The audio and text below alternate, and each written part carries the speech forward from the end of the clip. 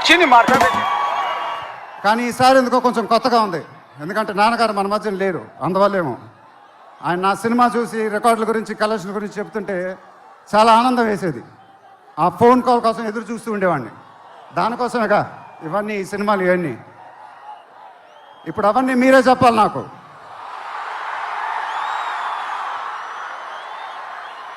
ఇక నుంచి మీరే నాకు అమ్మ, మీరే నాకు నాన్న, మీరే నాకు అన్నీ. మీ ఆశీస్సులు, అభిమానం ఎప్పుడు నా దగ్గరే ఉండాలని మనస్ఫూర్తిగా కోరుకుంటున్నాను.